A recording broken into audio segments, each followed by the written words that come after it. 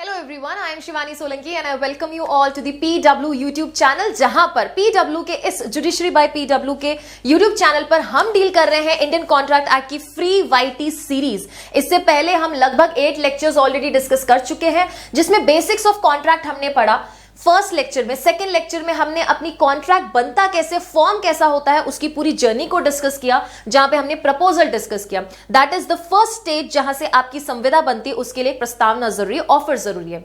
Offer when accepted promise बनता है। इसी प्रॉमिस में जब कंसिडरेशन मिलता है, प्रतिफल मिलता है, तो आपका बन जाता है एग्रीमेंट जिसको हम करार कहते हैं। एंड यही एग्रीमेंट जब लीगली एनफोर्सेबल होता है तो ये कॉन्ट्रैक्ट बन जाता है।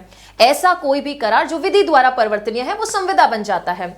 और इसको डील करते हुए हमने ना सिर्फ void agreements, void contract, consideration, proposal पर क्लासेस ली, लेकिन उसके साथ साथ आज की क्लास महत्वपूर्ण रहेगी बिकॉज आज की क्लास से हम ये समझेंगे कि एक कॉन्ट्रैक्ट का परफॉर्मेंस कैसे होता है।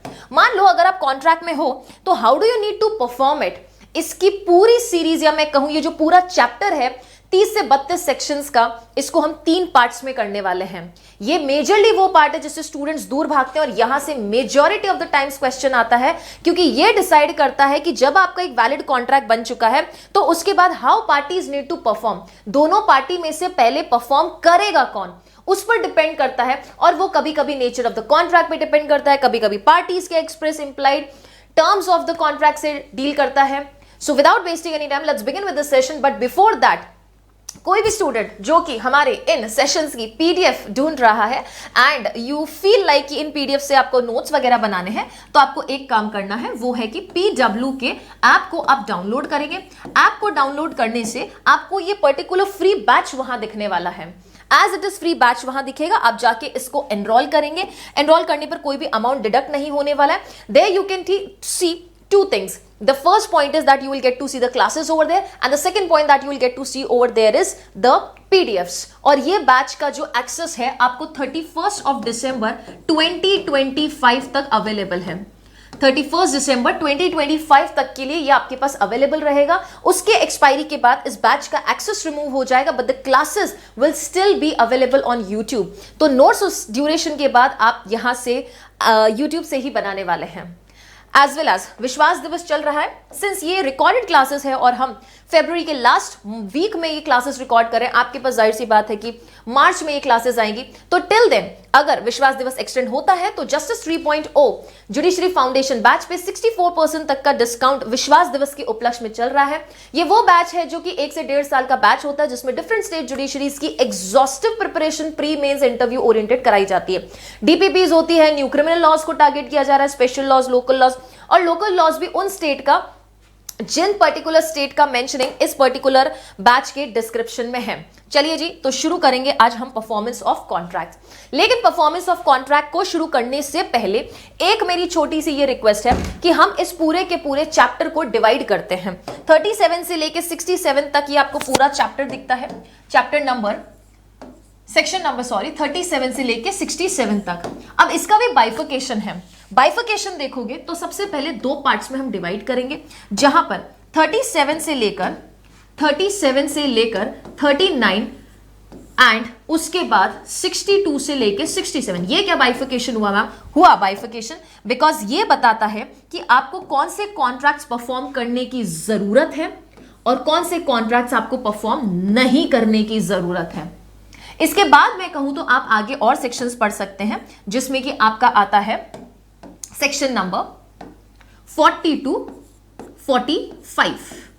ये बताता है which contracts need to be proved. ये बताता है who needs to prove it, not prove but perform it. So sorry, who needs to perform it, perform करेगा कौन। 46 to 50 ये बताता है कि where and when it is to be proved, when and where it is to be proved. तो सही भाषा में बोलूं तो 46 से 50 टाइम एंड प्लेस बताता है। Then we have is 51 to 58, that is how it is to be performed, या फिर इसका जो और नाम दे रखा है वो कहता है रेसिप्रोकल प्रोमिसेस कैसे परफॉर्म किए जाएंगे। What will be the sequence? Who will come first? Promiser will come first. Promisee will come first. What if the other party is prevented from performing? तो वो सारी चीजें यहाँ पे दे रखी है आपको। Then comes is 59 to 61 जो कि डील करता है appropriation of payment से। Appropriation of payment of debt when there are more than one debt, है ना, 2 और मोर देन 2 जब डेट्स होते हैं उस मामले में। तो ये सीक्वेंस रहेगा 62 to 67 हम डील करेंगे। तो आज की क्लास में पूरी कोशिश रहेगी कि हम लेक्चर नंबर 50 तक वाइंड अप कर ले। चलेंगे हम सेक्शन नंबर 37 पे। देखो बेटा, जब इंडियन कॉन्ट्रैक्ट एक्ट एनफोर्समेंट में आया है ना, तो कुछ ऑब्जेक्टिव के साथ आया, ऐसे तो नहीं आया। मतलब टाइम पास करने के लिए तो इंडियन कॉन्ट्रैक्ट एक्ट आया ही नहीं है। इंडियन कॉन्ट्रैक्ट एक्ट खुद ये कहता है कॉन्ट्रैक्ट में आयो तो प्लीज परफॉर्म करो। ऐसे नहीं टाइम पास था कि चलो फ्री बैठे थे कॉन्ट्रैक्ट में एंटर हो जाए, नो, नको, never. What you have to do is contract को परफॉर्म करने की जिम्मेदारी है। किसने बोला? 37 ने बोला। सी, ऑब्लिगेशन डालता है पार्टीज के ऊपर कि कॉन्ट्रैक्ट एक्ट का कुछ बेनिफिट उठाया जाए। If you are in contract please perform it. Perform करेगा कौन? प्रॉमिसर परफॉर्म करेगा। लेकिन कॉन्ट्रैक्ट में अगर विपरीत इंटेंशन दिख रहा है, कुछ और इंटेंशन दिख रहा है पार्टीज का कि वहां पर पर्टिकुलरली प्रॉमिसर को नहीं परफॉर्म करके उसके लीगल रिप्रेजेंटेटिव्स परफॉर्म कर सकते थे, तो प्रॉमिसर की डेथ पे उसके लीगल रिप्रेजेंटेटिव जिम्मेदार हो जाएंगे यहां पे परफॉर्म करने के लिए। Please note down, legal representative हर मामले में जिम्मेदार नहीं होंगे। अगर कॉन्ट्रैक्ट में ऐसा इंटेंशन दिख रहा है कि प्रॉमिसर पर्सनली ही कॉन्ट्रैक्ट को परफॉर्म करेगा, देन इन दैट केस हमारे प्रॉमिसर को ही परफॉर्म करना पड़ेगा। प्रॉमिसी परफॉर्म, उसके लीगल रिप्रेजेंटेटिव परफॉर्म नहीं करेंगे। रीजन बीइंग कि बहुत सारे ऐसे कॉन्ट्रैक्ट्स हैं जो कि स्किल बेस्ड हैं, पर्सनल स्किल्स वाले कॉन्ट्रैक्ट्स हैं, जिसमें आपका सेक्शन नंबर 14 और 16 ऑफ एसआरए यहां पे कनेक्ट होता है, जो खुद बोलता है पर्सनल स्किल बेस्ड क्वालिफिकेशन या कॉन्ट्रैक्ट्स का स्पेसिफिक परफॉर्मेंस ही नहीं हो सकता। तो यहां पर भी वो चीज ध्यान रखनी है। That is your section number 37। फिर आता है इफेक्ट ऑफ रिफ्यूजल। रिफ्यूजल का इफेक्ट क्या होगा? किस चीज का रिफ्यूजल? एक पार्टी प्रॉमिसर, एक पार्टी प्रॉमिसी। प्रॉमिसर अगर परफॉर्म करने के लिए रेडी है बट प्रॉमिसी बोलता है नो, गेट लॉस्ट, मुझे नहीं चाहिए आपका परफॉर्मेंस। 38 में promiser will not be responsible for non performance, because promiser ready था परफॉर्मेंस करने के लिए, प्रॉमिसी ने एक्सेप्ट नहीं किया, प्रॉमिसी ने रिफ्यूज कर दिया हमारे प्रॉमिसर की परफॉर्मेंस को एक्सेप्ट करने से, तो अब हमारा प्रॉमिसर निर्दोष है, उसकी कोई जिम्मेदारी नहीं, वो बरी। इनफैक्ट वो चाहे तो सूट फाइल कर सकता है दैट मुझे यहां पर कॉम्पनसेशन चाहिए, लेकिन उसमें भी ना 3 चीजें हैं। आप जब कॉम्पनसेशन क्लेम कर रहे हो प्रॉमिसर, तो आप प्लीज एटलीस्ट ये प्रूफ कर दो कि जब आपने ऑफर किया प्रॉमिसी को परफॉर्मेंस का, अगर कॉन्ट्रैक्ट है that I will be coming to your home and teaching you और giving you the private coaching, then in that case if I come to your house to give you the coaching and you refuse to accept my performance, I will not be liable. But in that case I need to prove certain things. First, कि मैंने जो आपको proposal किया था performance का वो unconditional था। मैंने कोई कंडीशन नहीं रखा कि बेटा एसी लगा दो, है फर्स्ट फ्लोर पे पढ़ाऊंगी, टीवी पे पढ़ाऊंगी, डिनर करवा दो, मैंने ऐसा कोई कंडीशन नहीं रखा है। ये I have to prove. I have to prove that the performance I was giving to which the promisee has refused was unconditional. Second, proper place and proper time पे ही परफॉर्मेंस बोला था मैंने। मैं proper place and proper time पर, निर्धारित गंतव्य पर, निर्धारित समय पर परफॉर्मेंस करने गई थी। ऐसे नहीं रात को 2 बजे बोल दिया बच्चों को पढ़ने के लिए, बच्चा 2 बजे तो मना करेगा ही। फिर 38 में बोल रही हूँ प्रॉमिसी ने एक्सेप्टेंस नहीं किया, प्रॉमिसी जिम्मेदार भी नहीं है। Because of I am performing, तो सही जगह सही समय पर ही परफॉर्मेंस करना पड़ेगा। एंड लास्ट इज, अगर कोई डिलीवरी ऑफ गुड्स वाला कॉन्ट्रैक्ट है जहां पर एक पर्सन ने दूसरे पर्सन को गुड्स डिलीवर करना है, तो प्रॉमिसी को आपने इतनी अपॉर्चुनिटी दे दी होनी चाहिए कि वो ये जांच पड़ताल कर सके कि ये वही चीज है जो कि आपने सैंपल्स में दिखाई है। That means the goods that have been delivered to him corresponds with the sample that you have shown to him, specifically only and only in case of the delivery of goods का contract अगर हो रहा है। तो ये 3 चीजें fulfil होने की जरूरत है, तभी प्रॉमिसर कॉम्पनसेशन क्लेम करेगा। जब प्रॉमिसर रेडी था परफॉर्म करने के लिए, प्रॉमिसी मना कर रहा था। इसका उल्टा होता है 39 में कि प्रॉमिसी रेडी है परफॉर्मेंस एक्सेप्ट करने के लिए, बट प्रॉमिसर परफॉर्म नहीं कर रहा। रिफ्यूजल किस चीज का हो रहा है? Performance of contract. परफॉर्मेंस करता कौन है? Bye promiser. प्रॉमिसर बोलता है sorry I will not perform, और यहां पे एक्सेप्टेंस के लिए मना कौन कर रहा है? प्रॉमिसी मना कर रहा है। Promisee is refusing, sorry I will not accept your performance. This is the whole crux. 39 में जब प्रॉमिसर मना कर देता है, मैं मना कर दूं, नहीं मैं तो नहीं आके पढ़ाऊंगी, तो बेटा ये प्रॉमिसी के ऑप्शन पे कॉन्ट्रैक्ट वॉइडेबल होगा। और हम लास्ट क्लास में ऑलरेडी पढ़ के आ चुके हैं कि वॉइडेबल कॉन्ट्रैक्ट्स का इफेक्ट क्या होता है। या तो उन कॉन्ट्रैक्ट्स को एक्सेप्ट किया जा सकता है या उन कॉन्ट्रैक्ट्स को रिजेक्ट किया जा सकता है। अगर एक्सेप्ट कर लिया तो वो वैलिड कॉन्ट्रैक्ट बनेगा, और अगर रिजेक्ट कर दिया तो वो वॉइड कॉन्ट्रैक्ट बनेगा। वॉइडेबल कॉन्ट्रैक्ट्स का कॉन्सिक्वेंस क्या होता है? Section number 64। Yes, void agreements and void contract का जो कॉन्सिक्वेंस है या इफेक्ट है वो क्या होता है? वो आपके 65 में दे रखा है। अंडरस्टूड? आइए जरा पढ़ेंगे section number 37, 38 and 39। 37, obligation of the parties to contract. Parties का ऑब्लिगेशन है कि कॉन्ट्रैक्ट को परफॉर्म किया जाए। देखो क्या लिखा है, parties to the contract must either perform और ऑफर टू परफॉर्म। या तो वो परफॉर्म करे या फिर एटलीस्ट ऑफर तो करे, टेंडर तो करे हमें। मैं आपको फोन करके बताऊं तो सही दैट बेटा I am coming to your home to teach you in their respective promises unless the performance is dispensed with or excused under the provision of this act or any other law। आप parties तब तक bound है उस contract को perform करने के लिए जब तक कि कोई अन्य लॉ के द्वारा आपकी परफॉर्मेंस डिस्पेंस ना हो जाए या आपकी परफॉर्मेंस एक्सक्यूज ना हो जाए, तब तक के लिए आप जिम्मेदार हैं, आपको परफॉर्म करना पड़ेगा। यह पॉइंट आता है लीगल रिप्रेजेंटेटिव्स के मामले में कि अगर मान लो प्रॉमिसर की डेथ हो जाती है तो प्रॉमिसर जिम्मेदार है to perform that contract. But if in case dead promisor से आप परफॉर्मेंस नहीं करा सकते, who will be liable over here? Legal representative. But in every case can you compel the legal representative to perform? The answer is no. What about personal qualification? अगर teacher नहीं पढ़ा पाए, teacher की death हो गई तो उनके parents को थोड़ी ना बोलोगे परफॉर्मेंस के लिए, क्योंकि पर्सनल क्वालिफिकेशन कॉन्ट्रैक्ट्स हैं और कुछ कॉन्ट्रैक्ट में इनिशियल स्टेज पर ही पार्टीज का इंटेंशन दिख जाता है कि प्रॉमिसर के द्वारा ही पर्सनली परफॉर्मेबल वो कॉन्ट्रैक्ट था या फिर उनके लीगल रिप्रेजेंटेटिव द्वारा भी था। अब मान लो यहीं पर कोई एक ट्रेडर है जो गुड्स टाइम पर डिलीवर नहीं कर देता है या फिर पेमेंट नहीं देता है, उस ट्रेडर के डेथ होने पर उसके लीगल रिप्रेजेंटेटिव्स को बोला जा सकता है वो पेमेंट देने के लिए, गुड्स की डिलीवरी करने के लिए। ये आपके इलस्ट्रेशन भी है क्योंकि वो पर्सनल क्वालिफिकेशन बेस्ड कॉन्ट्रैक्ट्स नहीं है। तो यहीं पर अनलेस कॉन्ट्री इंटेंशन अपीयर्स यही कहना चाहता है। क्या कहता है? Promises bind the representative of promisor in case of the death of the promisor before the performance। Performance होने से पहले अगर प्रॉमिसर की डेथ हो जाती है उसके लीगल रिप्रेजेंटेटिव्स बाउंड तो होंगे, unless means except a contrary intention appears from the contract। संविदा में कोई विपरीत आशय दिख रहा है पक्षकारों का तो फिर उसके अनुसार आपके उस प्रॉमिस की पालना होने वाली है, अदरवाइज सिर्फ और सिर्फ प्रॉमिसर लायबल होगा। इलस्ट्रेशन पढ़े जरा।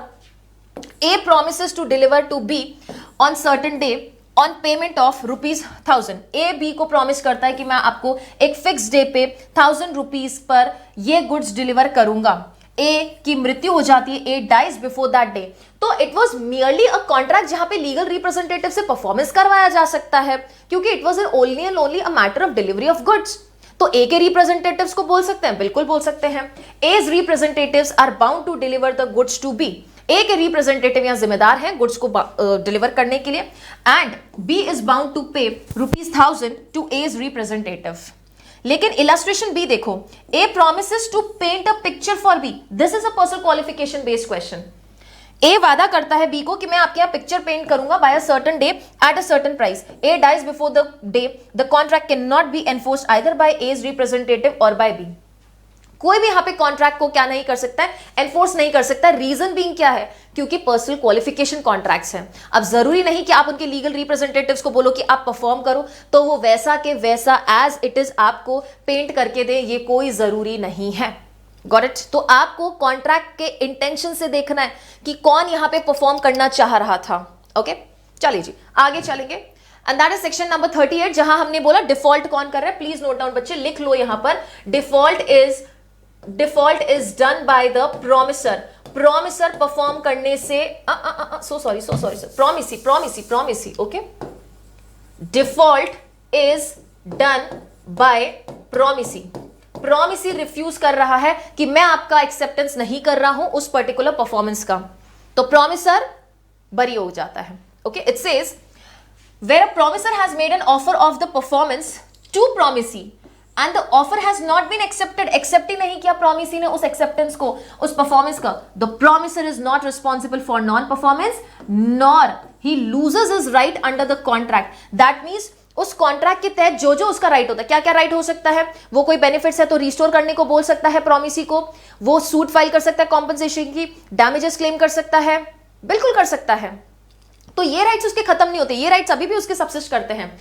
Every such offer must fulfil the following condition. But जब आपने उसको ऑफर किया प्रॉमिसी को कि मैं परफॉर्मेंस करने आ रहा हूं, उससे पहले एटलीस्ट आपने 3 कंडीशन फुलफिल की होनी चाहिए, जिसमें सबसे पहले कहता है वो ऑफर टू परफॉर्मेंस अनकंडीशनल हुआ होना चाहिए। मैं जब बोल रही हूं कि मैं आपके घर पे आपको पढ़ाने आ रही हूं, बिना किसी शर्तों के मैंने आपको वो ऑफर किया होना चाहिए।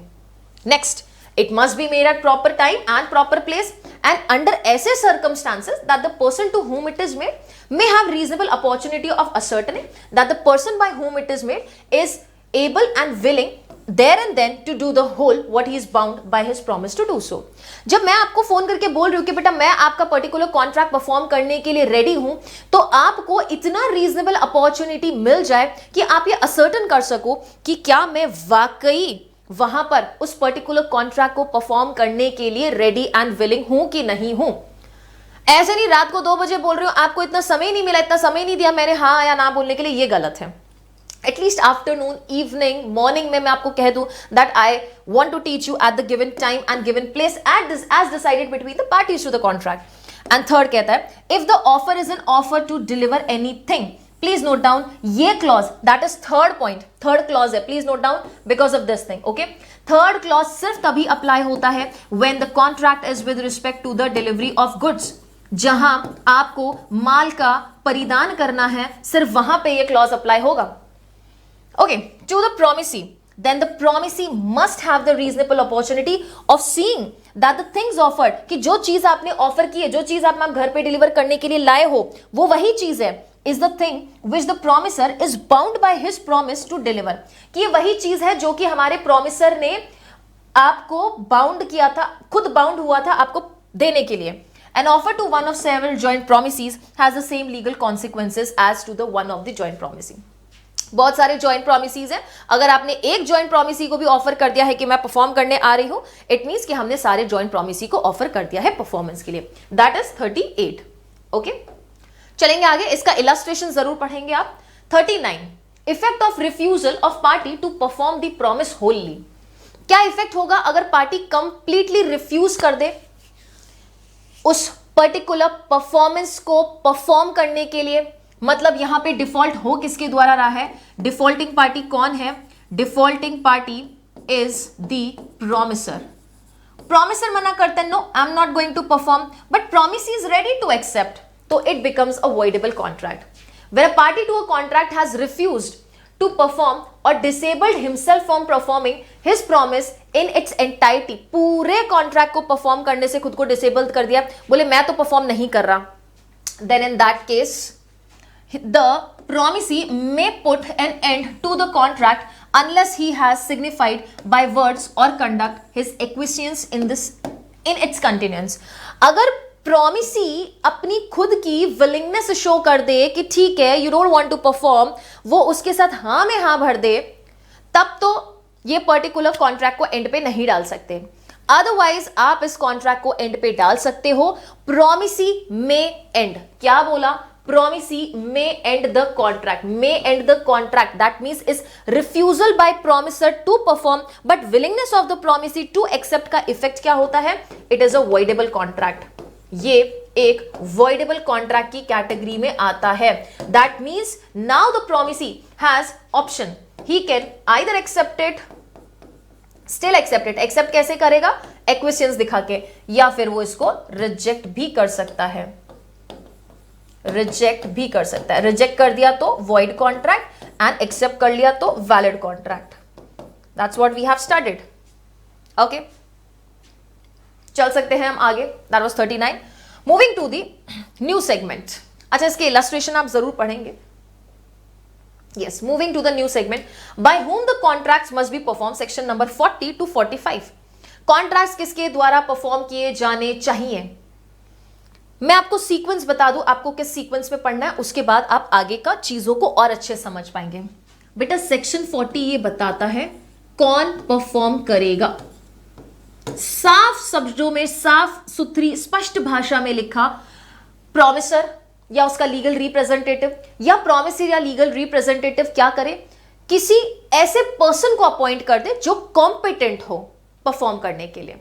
ओके, एंड सेक्शन 41 कहता है कि ठीक है मैम, 40 में आप ये पढ़ के आए हो कि पार्टीज टू द कॉन्ट्रैक्ट को तो परफॉर्म करना है, बट व्हाट इफ हमने किसी थर्ड पर्सन से परफॉर्मेंस ले लिया तो?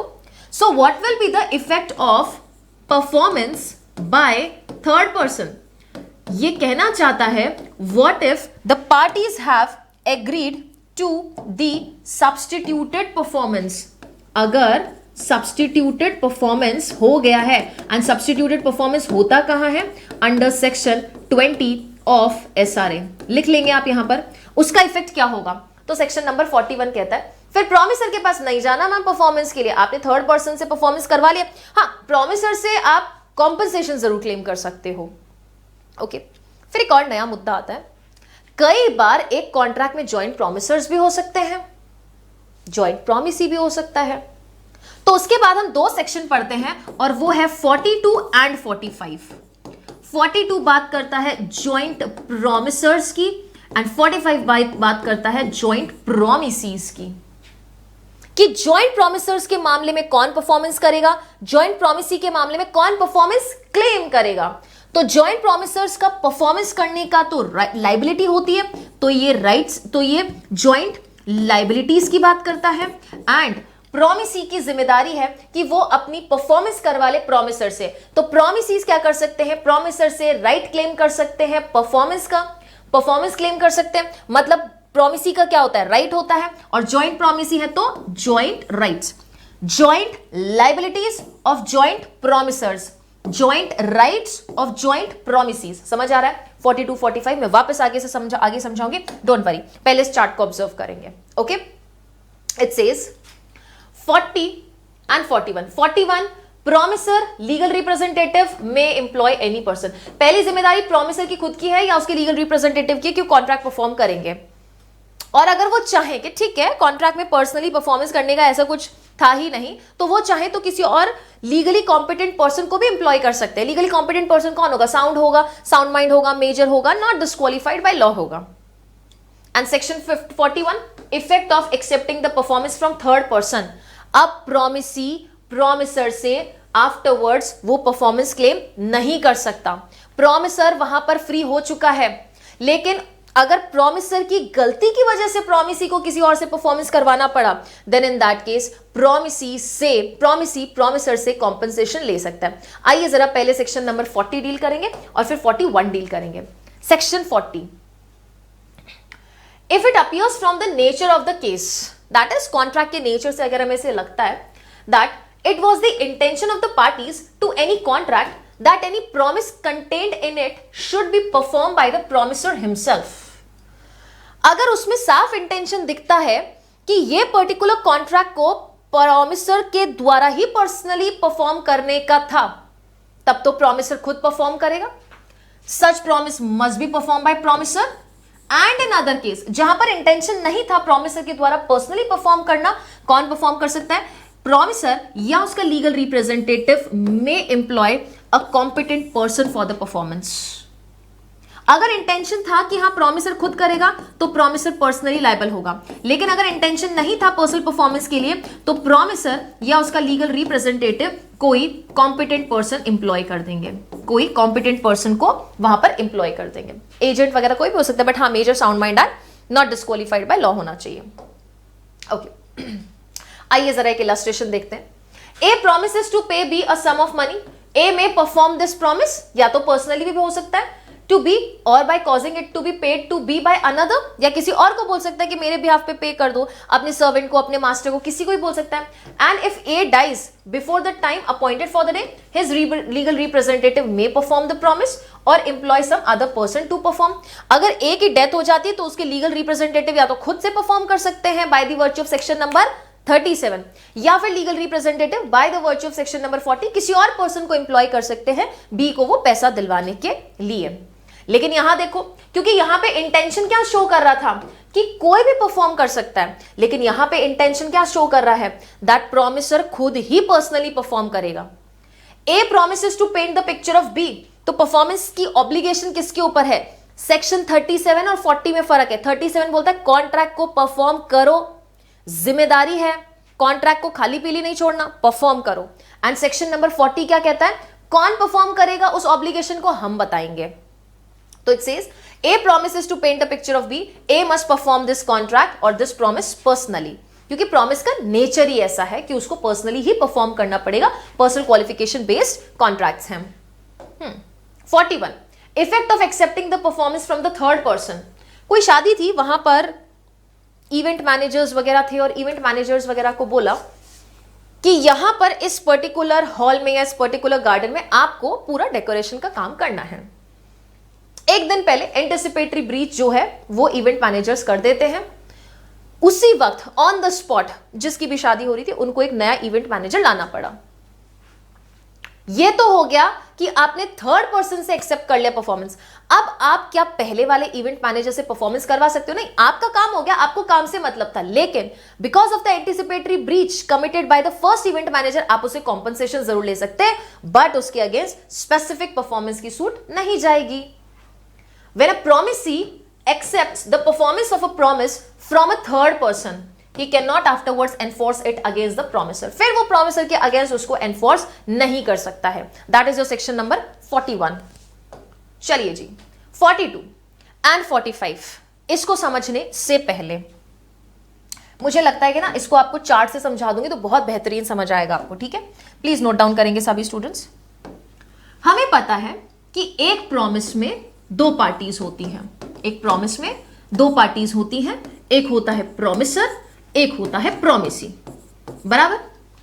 प्रॉमिसर का क्या होता है?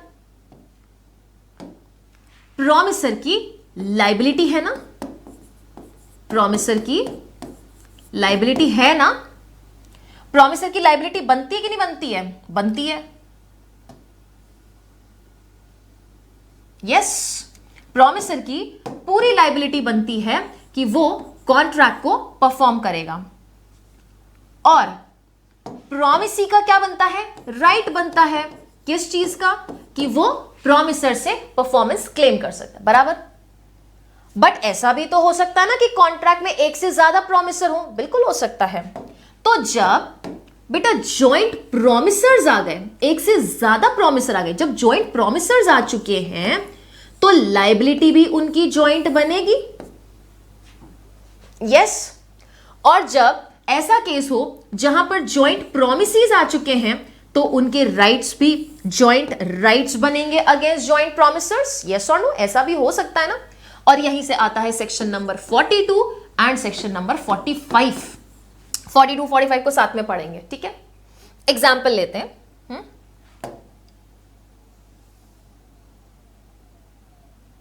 ठीक है, सुनेंगे सभी स्टूडेंट्स। एग्जाम्पल ये मानो कि जॉइंट प्रॉमिसर्स में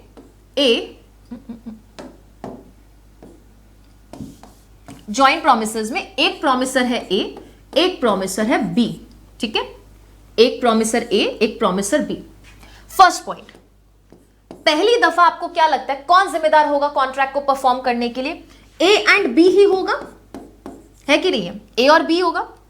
लेकिन अगर ए की डेथ हो जाए, अगर ए की डेथ हो जाए तो कौन होगा? Legal representatives of A plus B perform करेंगे। थर्ड सिचुएशन में अगर बी की भी डेथ हो जाए, मतलब the last surviving joint promisor, जो लास्ट सर्वाइविंग ज्वाइंट प्रॉमिसर है, अगर उसकी भी डेथ हो जाए तो legal representative of A plus legal representative of B. ये सीक्वेंस रहेगा ना परफॉर्मेंस का? यस और नो? इसी की बात करता है सेक्शन नंबर 42 कि जॉइंट प्रॉमिसर्स जब हैं तो वहां लाइबिलिटी किसकी बनेगी परफॉर्मेंस में? फर्स्ट दफा प्रॉमिसर्स जॉइंट प्रॉमिसर्स की होगी। जॉइंट प्रॉमिसर्स में एक भी जॉइंट प्रॉमिसर की डेथ हो गई तो उसके legal representative plus the surviving joint promiser, and last surviving joint promiser की भी अगर डेथ हो गई तो जॉइंट प्रॉमिसर्स के सारे जॉइंट प्रॉमिसर्स के लीगल रिप्रेजेंटेटिव परफॉर्म करेंगे, उनकी लाइबिलिटी बनेगी। बराबर। अब बात करते हैं सेक्शन नंबर 45 की। मान लो यहां पर joint promisee C plus D है, तो पहली दफा किसका राइट बनता है परफॉर्मेंस क्लेम करने का? फर्स्ट पॉइंट तो हमारा बनता है सी एंड डी की जिम्मेदारी बनती है। वो जिम्मेदारी क्या, अधिकार बनता है कि वो यहां से क्लेम कर सकते हैं। यहां पे एक पार्टी भी हो सकता है प्रॉमिसर एक भी हो, लेकिन हम इस वाली सिचुएशन पे अभी फोकस कर रहे हैं। अभी इस पे फोकस कर रहे हैं। तो अगर सी और डी वहां पर ज्वाइंट प्रॉमिसी है तो दोनों में से कोई भी क्लेम कर सकता है, दोनों साथ में भी राइट क्लेम कर सकते हैं, दोनों साथ में राइट क्लेम करने के लिए एंटाइटल्ड है। लेकिन मान लो अगर सी की डेथ हो जाए तो legal representatives of C claim करेंगे, प्लस सर्वाइविंग ज्वाइंट प्रॉमिसी वो कौन है, वो यहां पर डी है, वो भी क्लेम कर सकता है, बिल्कुल क्लेम कर सकता है। थर्ड कह रहे हैं कि अगर डी की डेथ हो जाए then legal representatives of C plus legal representatives of D, क्योंकि ये लास्ट सर्वाइविंग ज्वाइंट प्रॉमिसी था। ये सीक्वेंस होगा आपका राइट्स क्लेम करने का। ये क्या क्लेम करते हैं, ये राइट्स क्लेम करते हैं और ये लायबिलिटीज परफॉर्म करते हैं। Got it? यही चार्ट आप 42 45 पढ़ते वक्त याद रखेंगे तो मेरे अनुमान से आपको थोड़ा इजीली याद रहेगा। चलो अब एक बार वेरीफाई करते हैं कि हमने सही लिखा है कि नहीं लिखा है। Devolution of joint liabilities, liabilities devolve कैसे करेंगे, ये देखो हमने बताया ना, पहले जॉइंट प्रोमिसर्स, एक जॉइंट प्रोमिसर की डेथ हो गई, उसके legal representative plus surviving joint promisor, surviving joint promisor की डेथ हो गई तो फिर सबके लीगल रिप्रेजेंटेटिव्स पर लायबिलिटी डिवॉल्व हो जाएगी। ओके, जैसे डिवोल्यूशन ऑफ प्रॉपर्टी होती है ना, वैसे ही। आओ जरा, when two or more persons have made a joint promise, दो या दो से ज्यादा चाहिए joint promise के लिए, then unless the contrary intention appears from the contract, अगर कॉन्ट्रैक्ट में पर्सनल स्किल्स वगैरह है तो नो लीगल रिप्रेजेंटेटिव्स लाइबल। अगर वो चीज नहीं है, बेसिक कॉन्ट्रैक्ट है जहां पर पर्सनल स्किल्स वगैरह नहीं है, तो फिर ये चीज अप्लाई हो जाएगी। All such persons during their joint life, all such persons मतलब ए प्लस बी, जॉइंट प्रोमिसर्स जब तक वो जीवित है सब साथ में लाइबल होंगे। And after the death of one of them, दोनों में से किसी एक के डेथ के बाद उसके जो मर गया है उसके रिप्रेजेंटेटिव जॉइंटली किसके साथ, विद द सर्वाइवर्स और सर्वाइवर, है ना। इसके डेथ के बाद इसके सर्वाइवर, इसके डेथ के बाद इसके legal representative with the survivor, survivor कौन था, बी था, yes. And after the death, third, after the death of the last survivor वहां बी था, उसके डेथ के बाद the representative of all jointly, representative of all the parties, all the promisers jointly must fulfill the promise. That's it. That's 42.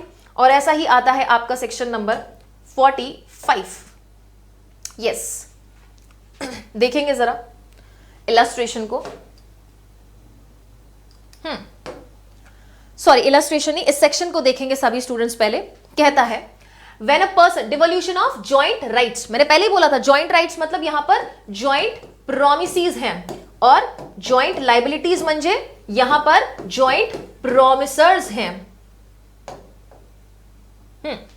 When a person has made a promise to two or more persons jointly, दो या दो से ज्यादा लोगों के साथ किसी person ने प्रॉमिस किया, मतलब वहां पे जॉइंट प्रॉमिस ही है।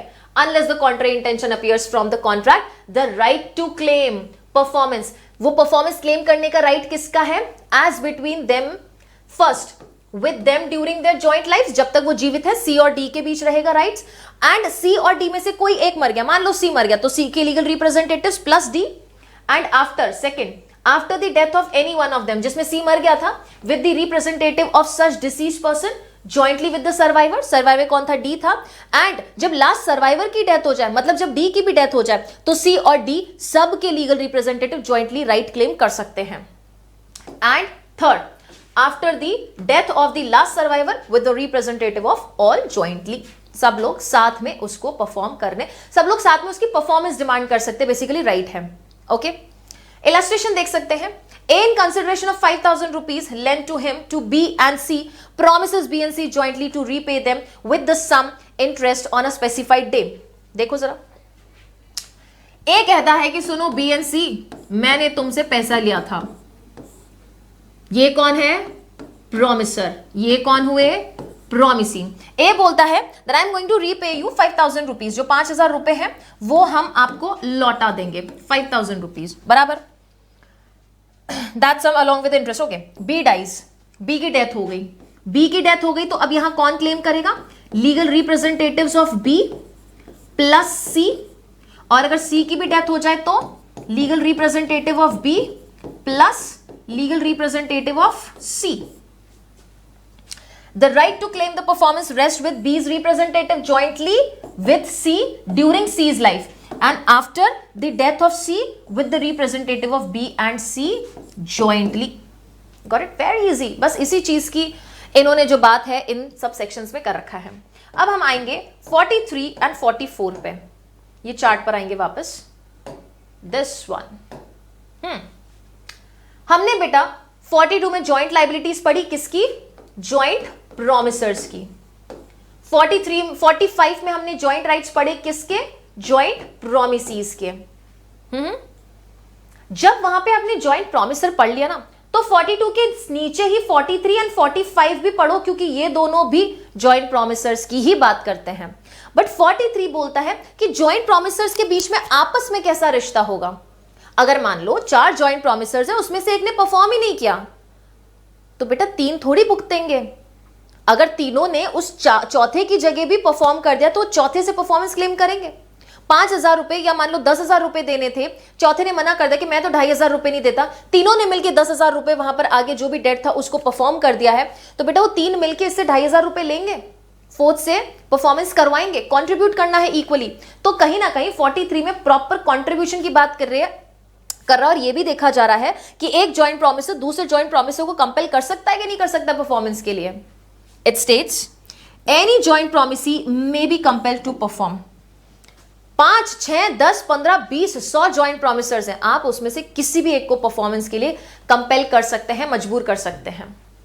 Each joint promisee may compel the other joint promisee to joint promisor, sorry, each joint promisor may compel the other joint promisor to contribute equally. एक जॉइंट प्रोमिसर दूसरे joint promisor को बोल सकता है कि आप भी क्लेम कीजिए, आप भी परफॉर्मेंस कीजिए, हम क्यों परफॉर्म करें, तो वो दूसरे जॉइंट प्रोमिसर से कंपेल कर सकता है, उससे परफॉर्मेंस क्लेम कर सकता है।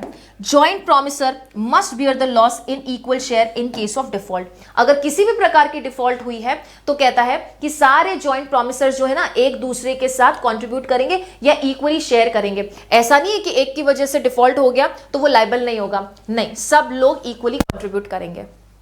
ओके, एंड लास्ट 44 कहता है कि जब 2 या 2 से ज्यादा जॉइंट प्रोमिसर्स हैं और प्रोमिसी किसी एक जॉइंट प्रोमिसर को डिस्चार्ज कर दे कि जाओ तुमसे परफॉर्मेंस नहीं चाहिए, दैट डजंट मीन कि हमने अदर जॉइंट प्रोमिसर को वहां फ्री कर दिया।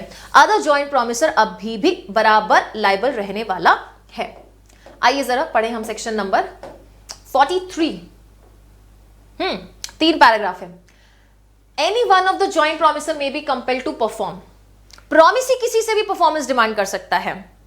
देखो, when 2 or more persons make a joint promise, the promisee may, in the absence of express agreement to the contrary, compel any one or more of such joint promisers to perform the whole of the promise। वो किसी को भी बोल सकता है कि performance करके दीजिए। इवेंट मैनेजर है बेटा, 4-5 पार्टनर्स साथ में उस इवेंट मैनेजमेंट को चलाते हैं, 4-5 पार्टनर्स में से आप किसी भी एक पार्टनर से परफॉर्मेंस मांग सकते हो। नेक्स्ट, ईच प्रोमिसर,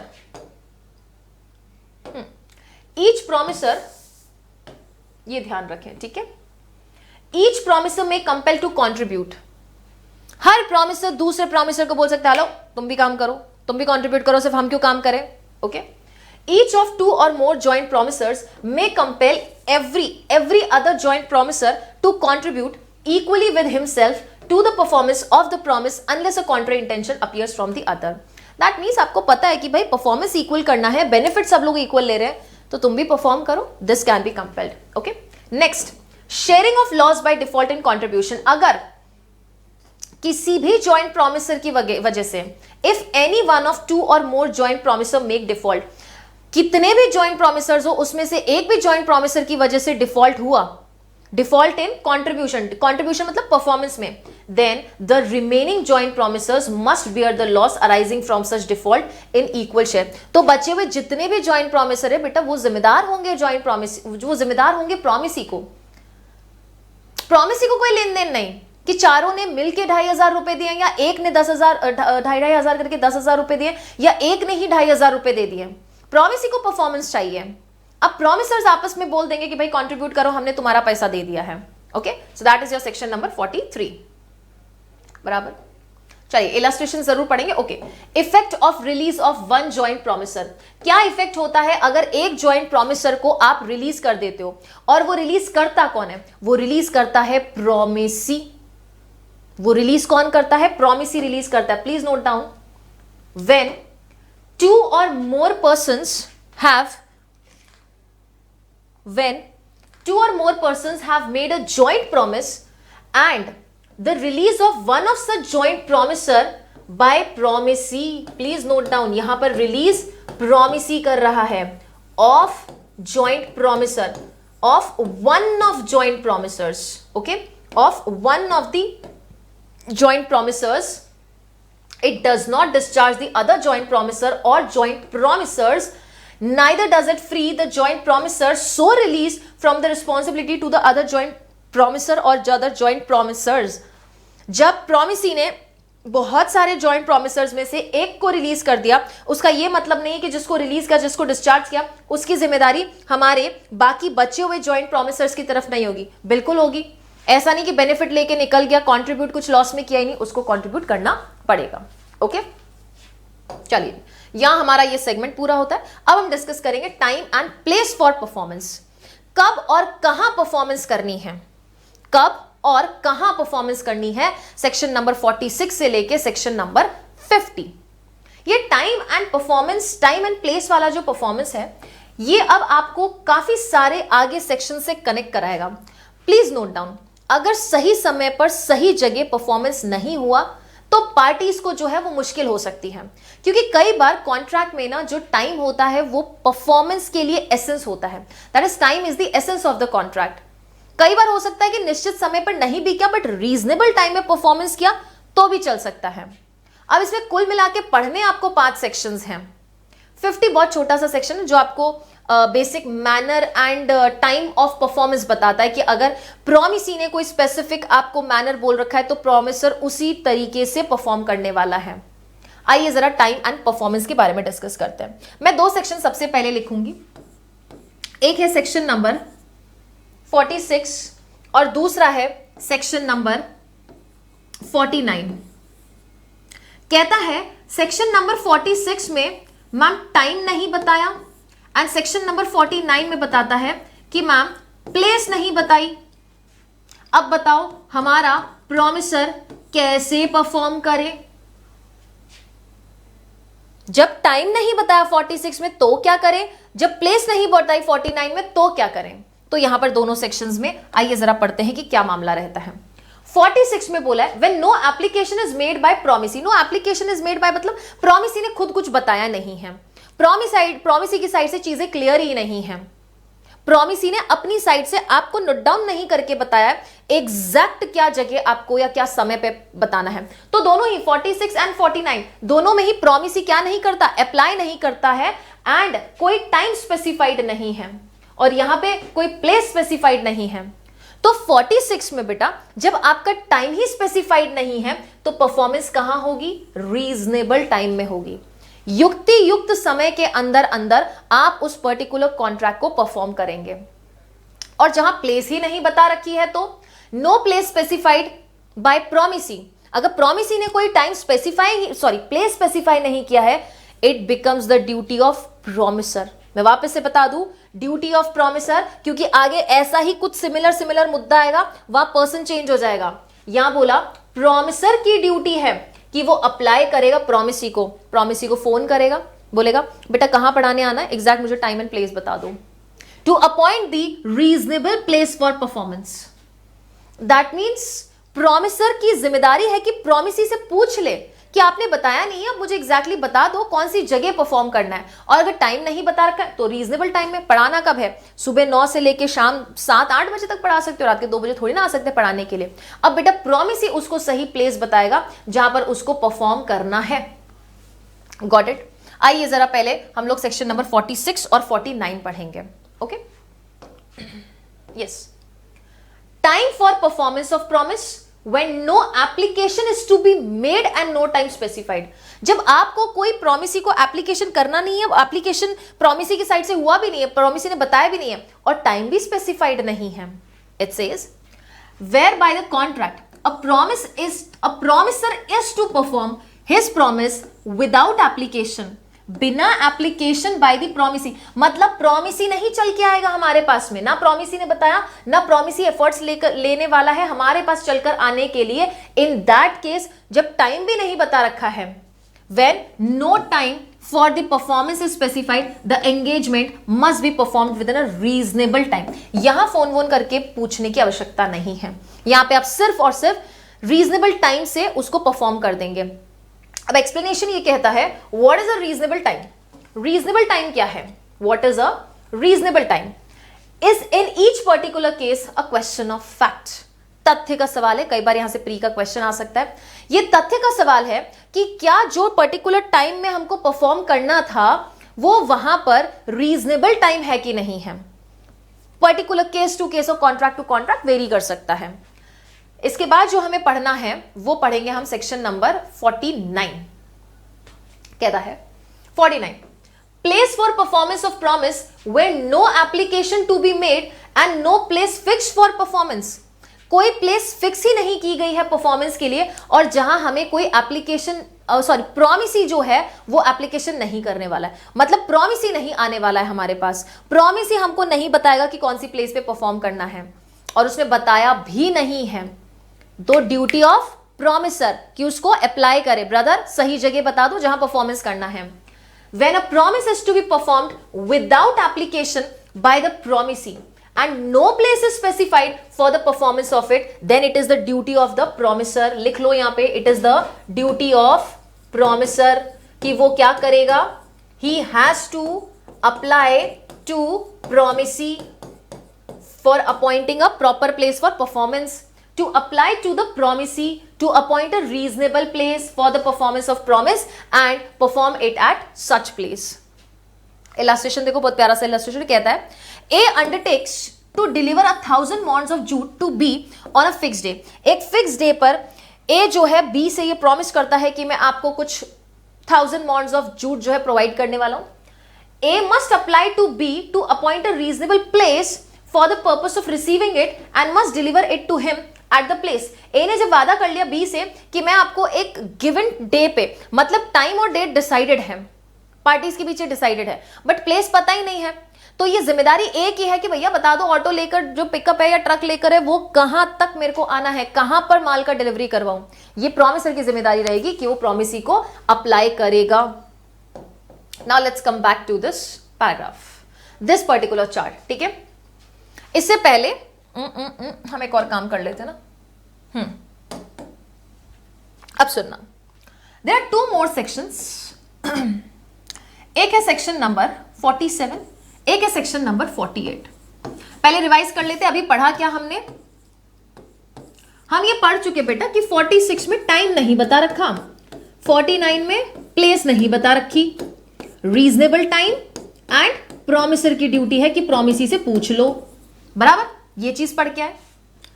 अब 47 एंड 48 दोनों में जो कॉमन चीज है वो ये है, दोनों में ही टाइम एंड प्लेस नहीं बता रखा है.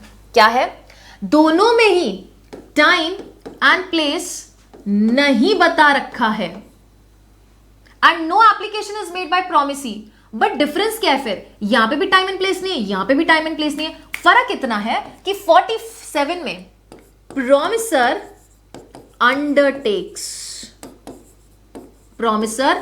Undertakes to perform. वो खुद बोलता है निश्चिंत होके जाओ, आपका काम हो जाएगा. And 48 states that promiser does not undertake to perform. वो बोलता ही नहीं है कि मेरे ऊपर छोड़ दो मैं परफॉर्मेंस करवा दूंगा, ऐसा कुछ भी आपका प्रॉमिसर नहीं कहता है. दैट मीन्स यहां पर प्रॉमिसर ने खुद अपनी जिम्मेदारी ले ली, खुद जिम्मेदारी ले ली कि I will do this thing. इसमें कोई भी जिम्मेदारी नहीं ली 48 में. जब प्रॉमिसी ने टाइम एंड प्लेस बताया ही नहीं 47 में, प्रॉमिसर बोले आप निश्चिंत होकर घर जाओ, आपका काम हो जाएगा, तो बेटा प्रॉमिसर खुद रीजनेबल टाइम में and usual place of business जो होता है, usual hour of business and the place जहां पे परफॉर्मेंस करनी चाहिए थी वहां परफॉर्मेंस करेगा. टाइम एंड प्लेस क्या होगी? टाइम होगा रीजनेबल टाइम एंड प्लेस जो होगी वो होगी जो कि यूजुअल बिजनेस, यूजुअली जहां बिजनेस, एक मिनट, टाइम होगा usual business hours. Okay, usual business hours. And place कौन सी होगी? जहां पे परफॉर्मेंस और टू बी परफॉर्म्ड, वो प्लेस होने वाली है यहां पर. लेकिन यहां पे क्या, जब प्रॉमिसर ने बोला मेरे को नहीं पता, आप बोलोगे तब परफॉर्मेंस होगा प्रॉमिसी। प्रॉमिसर ने जिम्मेदारी नहीं ली खुद से परफॉर्मेंस करने की। बेटा शोरूम में जाके आप कांच देख कर आ गए, फाइनल करा दिया, पैसा दे दिया। अब आपने प्रॉमिसर को बोला कि ये पर्टिकुलर चीज जो हमारे घर पे कांच भिजवा दोगे, उसने बोला ओके भिजवा तो दूंगा, लेकिन आप जब बोलोगे तब होगा, मैं अंडरटेक नहीं कर रहा, मेरी जिम्मेदारी नहीं है, खुद से बता देना। Then it is the duty of promisee. ये प्रॉमिसी की ड्यूटी है टू अप्लाई टू प्रॉमिसर कि गिवन टाइम और गिवन प्लेस पे परफॉर्म कर दो। मैं टाइम और समय बता रहा हूं, अब परफॉर्म कर दो। तो प्रॉमिसी जब प्रॉमिसर से परफॉर्मेंस डिमांड करेगा तब प्रॉमिसर परफॉर्म करेगा given place and given time पर। लेकिन 49 में क्या हो रहा था, प्रॉमिसर ने ना प्लेस नहीं बताया हुआ था, तो प्रॉमिसी ने प्लेस नहीं बताया हुआ था, तो प्रॉमिसर की ड्यूटी बन रही थी कि वो प्रॉमिसी से प्लेस पूछ रहा था। लेकिन इसमें टाइम और प्लेस तो इसमें भी नहीं दे रखा, लेकिन प्रॉमिसर ने खुद अपने हाथ उठा दिए। बेटा बोले ना मुझे नहीं पता, आप जब परफॉर्मेंस मांगोगे तब मैं परफॉर्मेंस करूंगा। तो प्रॉमिसी की खुद की ड्यूटी होगी फोन करके बोलने का कि भैया ये जो पर्टिकुलर कांच है, फ्रिज है, एसी है, कूलर है, whatever it is, please provide this particular thing और deliver this particular good to the given place at a given place on a given time period. Okay, got it? यही चीज हमने यहां पर लिखी हुई है। When no application, कोई भी एप्लीकेशन प्रॉमिसी के द्वारा नहीं हुआ है एंड सेक्शन नंबर 47 में प्रॉमिसर ने अंडरटेक कर लिया परफॉर्म करने के लिए, बट टाइम और प्लेस डिसाइडेड नहीं है। यहां डे डिसाइडेड है, प्लीज नोट डाउन, यहां डे डिसाइडेड है बट टाइम नहीं, वो आवर्स डिसाइडेड नहीं है। देन टाइम क्या होगा, usual hours of business, place क्या होगी, at which the promise ought to be performed. And 48 में क्या बोला, यहां पर भी विदाउट एप्लीकेशन है, प्रॉमिसी नहीं बता रहा था एंड प्रॉमिसर ने खुद भी बोल दिया मेरी जिम्मेदारी नहीं, जब आप बोलोगे तब परफॉर्मेंस करूंगा। देन ये प्रॉमिसी की ड्यूटी है कि वो प्रॉमिसर को अप्लाई करेगा कि हमें समय और जगह बताओ, और टाइम क्या होगा, यूजुअल आवर्स ऑफ बिजनेस, और प्लेस वही प्रॉपर प्लेस जो कि आपका प्रॉमिसी आपको बता दे। That is your section number 48। आइए जरा, एंड लास्ट क्या है आपका, मैनर ऑफ परफॉर्मेंस क्या रहने वाला है। अगर मैनर और टाइम प्रिस्क्राइब कर रखा है तो सेक्शन नंबर 50 बोलता है कि ये जिम्मेदारी रहेगी किसकी, हमारे प्रॉमिसर की, कि गिवन टाइम एंड प्लेस पे निर्धारित समय और निर्धारित तरीके से, not time and place, time and manner, निर्धारित समय और निर्धारित तरीके से अपने प्रॉमिस का परफॉर्मेंस करेगा। तो अभी हम पढ़ेंगे section 47 and 48। 47, time and place of performance of promise क्या रहेगा, where time is specified, time दे रखा है, दैट इज टू से बच्चे डेट दे रखा है बट टाइम नहीं दे रखा, and time in the sense actual hours नहीं दे रखे, and no application is to be made. Promise ही बोलता है मैं नहीं देखूंगा, मैं नहीं बताने वाला, you yourself have to perform it, it becomes the duty of the promisor to perform. It says when a promise is to be performed on a certain day, that means please note down, day is certain, date and day is certain, but the actual hours are not certain, and the promiser has undertaken to perform it without application by the promisee. promiser खुद बोलता है promisee आपसे तो मैं पूछूंगा ही नहीं, आप tension मत लो, आप निश्चिंत होकर घर जाओ, आपको परेशान नहीं करेंगे, हम आपको अप्लाई करेंगे ही नहीं, बिना आपके एप्लीकेशन के हम खुद स्वतः ही परफॉर्मेंस कर देंगे, आप घर जाइए, काम हो जाएगा। This statement you can write in your और next to your section number 47. Then the promiser may perform it at any time during the usual hours of business. तो टाइम क्या होने वाला है, टाइम होने वाला है usual hours of business on such day, which day, the decided day, the certain day, and place कौन सी होने वाली है, place at which the promise ought to be performed.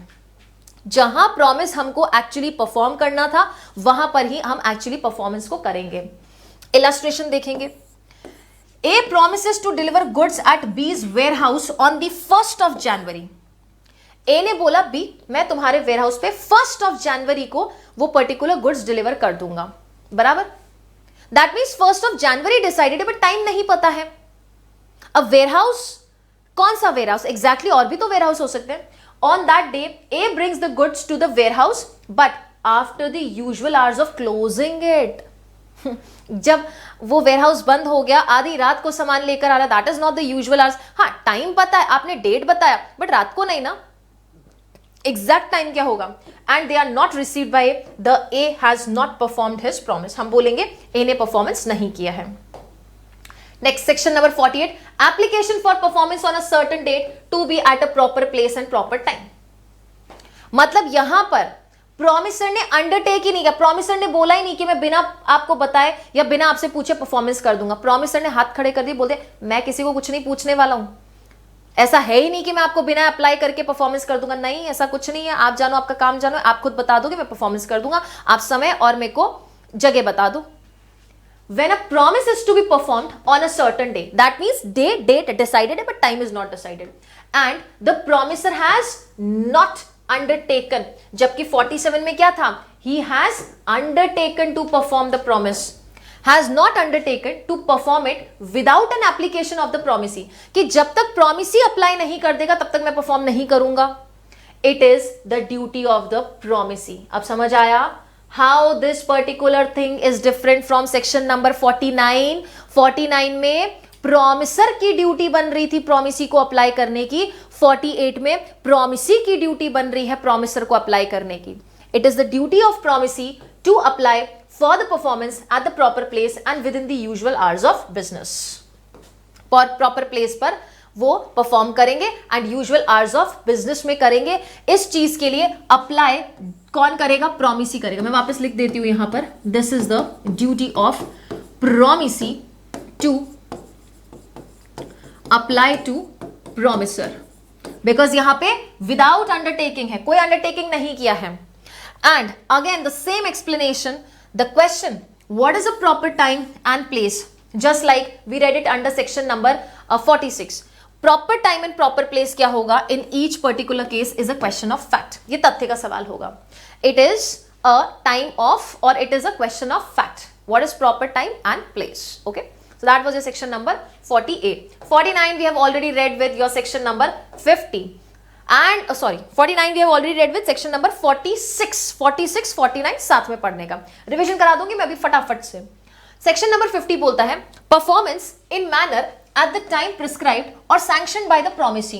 Performance किस मैनर में या किस टाइम पे करना है, जब प्रॉमिसी ने ऑलरेडी सैंक्शन कर रखा है या प्रिस्क्राइब कर रखा है, तो बता रखा है वहां परफॉर्मेंस करो, क्या समस्या है। The performance of any promise may be made in any manner or at any time which the promisee prescribes or sanctions. अगर मैंने बोल दिया ये पर्टिकुलर मिरर है, प्लीज उसको प्रॉपर तरीके से रैप करके थर्माकोल शीट्स के बीच में कार्डबोर्ड में प्रॉपर डाल के आप गिफ्ट रैप करके ही मुझे भेजेंगे, तो आपको वैसे ही अपना परफॉर्मेंस करना है। दैट मीन्स प्रॉमिसी ने यहां प्रिस्क्राइब कर रखी है दो चीजें, प्लीज नोट डाउन, दो चीजें प्रिस्क्राइब कर रखी है। फर्स्ट इज द मैनर, तरीका, और दूसरा है समय, that is the time. Okay जी, और यहां पे हमारा जो सेशन है वो एंड होता है। ये सेक्शन नंबर 50 के इलस्ट्रेशन जरूर पढ़ेंगे क्योंकि यहाँ पे मैनर और जो टाइम है ना वो थोड़ा प्रिस्क्राइब कर रखा है, ठीक है। उससे पहले हम फटाफट से रिवाइज कर लेते हैं आज हमने क्या क्या पढ़ा। आज हमने 3 मेजर चीजों को डिवाइड करते हुए पढ़ा था। ओके, हमने जो पहले चीज पढ़ी ना बेटा वो पढ़ा था 37 से लेके 39, the contracts which need to be performed. 40 to 45 who has to perform, कौन परफॉर्म करेगा, and section number 46 to 50 when and where, when and where it is to be performed. यही चीजें पढ़ी है हमने। तो 37 से लेके 39 में हमने क्या पढ़ा, 37 ने ऑब्लिगेशन डाला,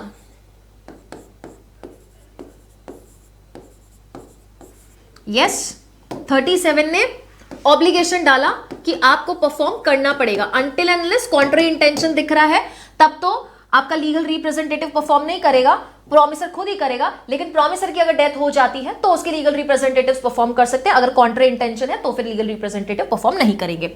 38 में हमने क्या बोला, प्रॉमिसर रेडी है परफॉर्म करने को, प्रॉमिसी रिफ्यूज कर देता है एक्सेप्टेंस से। क्या हो रहा है, refusal of acceptance of performance. 39 क्या बोलता है कि प्रॉमिसर मना कर रहा है, I am not going to perform, but promisee तो रेडी बैठा था। इस मामले में आपके कॉन्ट्रैक्ट का नेचर क्या हो जाता है, वॉइडेबल कॉन्ट्रैक्ट हो जाता है। 40 से 45 जिसमें मैंने बोला सबसे पहले आपको लिखना है या पढ़ना है सेक्शन नंबर 40। और सेक्शन नंबर 40 किसकी चर्चा करता है, सेक्शन नंबर 40 बोलता है कि हु हैज टू परफॉर्म। तो बोला प्रॉमिसर परफॉर्म करेगा मैम, या उसके लीगल रिप्रेजेंटेटिव कर सकते हैं, या वो चाहे तो कोई कॉम्पिटेंट पर्सन को एम्प्लॉय भी कर सकते हैं। सेक्शन नंबर 41 दैट इज अगर आपने थर्ड पर्सन से क्या कर लिया है, परफॉर्मेंस एक्सेप्ट कर लिया है, then in that case what is to be done. Okay, जब आपने थर्ड पर्सन से परफॉर्मेंस एक्सेप्ट कर लिया है, देन इन दैट केस आप प्रॉमिसर से परफॉर्मेंस क्लेम नहीं करेंगे। 42 बात करता है joint liabilities of joint promisors and 45 बात करता है joint rights of joint promisees. और जब हमने मैम प्रॉमिसर पढ़ ही लिया जॉइंट प्रॉमिसर, तो उन जॉइंट प्रॉमिसर्स के आपस के बीच का रिलेशन कैसा है? That means they all are suppose to contribute, share equally. One joint promisor can compel the another joint promisor to perform the contract. And 44 बोलता है कि जब एक जॉइंट प्रॉमिसर को डिस्चार्ज कर दिया गया है, then other joint promisors are not discharge. Also, the discharged joint promisor by joint promisee is still liable to the remaining joint promisors. 46 से लेके 50 में हम क्या पढ़ते बच्चे? 46 से लेके 50 में मैंने बोला आप दो सेक्शन पहले साथ में पढ़ेंगे, और वो दो सेक्शन कौन से हैं? 46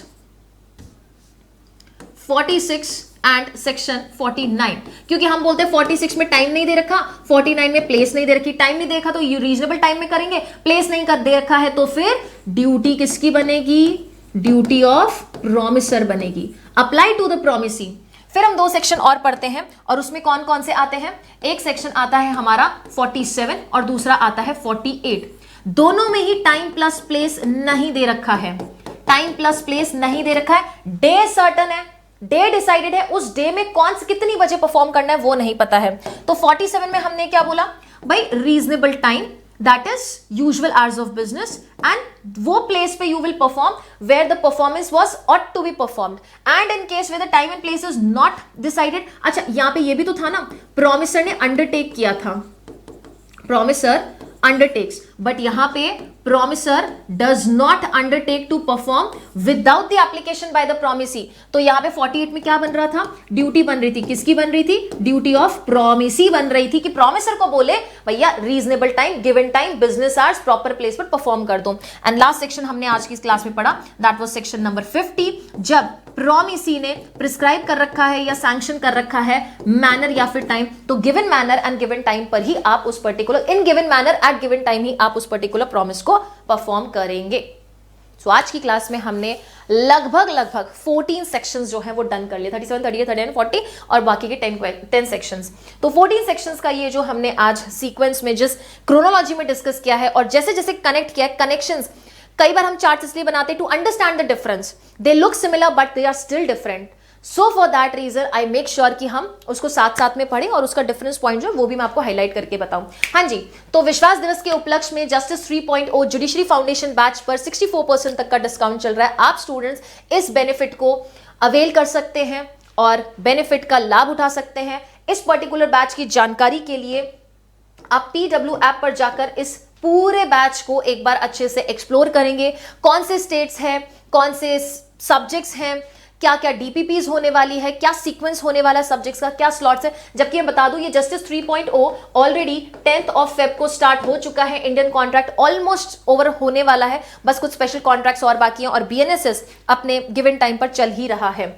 and then we have is Indian contract act की ये जो यूट्यूब सीरीज चल रही है बेटा, अगर आप में से कोई भी इन यूट्यूब सीरीज की PDF ढूंढ रहा है and you want to have these PDFs, तो आप एक काम कर सकते हैं कि आप PW ऐप पर जाएंगे और PW ऐप पर जुडिशरी सेगमेंट को सिलेक्ट करके ये फ्री बैच का बैनर ऐसा ही दिखने वाला है, इसको एनरोल कर लेंगे। इसको एनरोल करने से you'll get to see two things over there. The first is the video and second is the PDF. But remember one thing, that this particular batch access is available till 31st December 2025। उसके बाद ये batch बेटा expire हो जाएगा और आप PDF collect नहीं कर पाएंगे। बट हाँ, ये वीडियोस जो है YouTube पे जरूर रहेंगे, तो आप इन वीडियोस को कभी भी देख सकते हैं। एंड आई होप कि जो बैरेक्ट को हम काट के समझ रहे हैं वो उसके पीछे ऑब्जेक्टिव समझ आ रहा है कि बैरेक्ट को काट के कनेक्ट करोगे, आप इंडेक्सिंग को भी अच्छे से समझ पाओगे, तो एग्जाम में चीजें रिकॉलिंग ज्यादा अच्छी से होगी, रिकॉलिंग भी होगी और कंसेप्चुअल क्लैरिटी भी होगी। सो यस, अगली क्लास में हम जो डील करने वाले हैं चीज, उसमें आपका रहेगा section number 51 to 61। We will try our level best, at least 51 to 58 तो कर ही ले। That is the performance of contract का पार्ट 2 रहेगा, जिसमें हम कोशिश करेंगे कि उस पूरे सीक्वेंस में हम ये समझें कि परफॉर्मेंस किसने करना है कॉन्ट्रैक्ट का। So that was all from my side in today's session. I hope you all have enjoyed this session. We will meet in another new session. Till then, thank you. Thank you so much.